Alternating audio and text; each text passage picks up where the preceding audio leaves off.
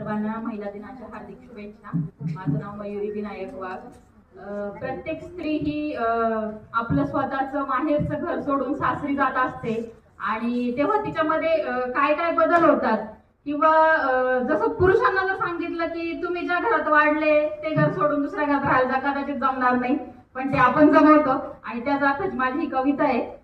कवितेचं नाव आहे किती सहज जमतं तुला। किती सहज जमतं तुला परक्या माणसांना आपलंसं करणं, माझं माझं घर करता करता क्षणात त्या घराला पलक करणं। किती सहज जमतं तुला। क्षणात तुझं असणारं घर तुझ्यासाठी माहेर होऊन जातं, क्षणात तुझं असणारं घर तुझ्यासाठी माहेर होऊन जातं आणि तुझ्यासाठी अनोळखी असणारं घर तुझं सासर म्हणून जन्माला येतं। खरंच किती सहज जमतं तुला।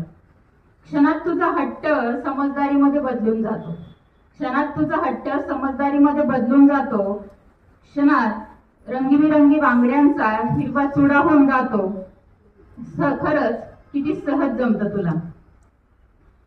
क्षणात तुझं असणारं घर तुझ्यासाठी माहेर होऊन जातं आणि तुझ्यासाठी अनोळखी असणारं घर तुझं सासर म्हणून जन्माला येतं। खरंच किती सहज जमतं तुला। क्षणात तुझा हट्ट समजदारीमध्ये बदलून जातो, क्षणात तुझी भातुकली तुझा संसार होऊन जातो। खरंच किती सहज जमतं तुला। क्षणात तुझा मोत्याचा हार काळ्या मंगळसूत्रात बदलून जातो, क्षणात तुझा मोत्याचा हार काळ्या मंगळसूत्रात बदलून जातो, क्षणात हातातील रंगीबिरंगी बांगड्यांचा हिरवा चुडा होऊन जातो।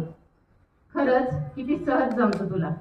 माहेरी सर्वांची लाडाची भावली असणारी तू सासरी सर्वांसाठी एका आईची भूमिका निभावते आणि लहानपणी शाळेला एक सुट्टी मिळाली की आनंदात नाचणारी तू सासरी मात्र बिना सुट्टी न थकता सर्व जबाबदाऱ्या पार पाडते। म्हणूनच खरंच हे नारी शक्ती किती सहज जमतं ग तुला। म्हणूनच हे नारी शक्ती हे दोन शब्द तुझ्यासाठी।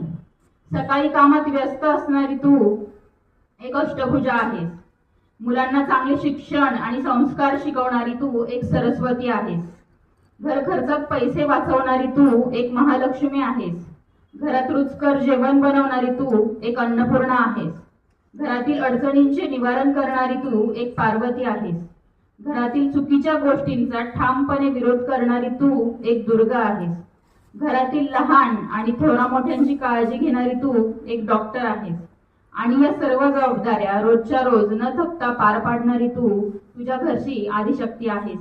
आणि म्हणूनच माझ्यातल्या एका स्त्री शक्तीचा तुमच्या सर्वांमधील नारी शक्तीला सलाम। थँक्यू।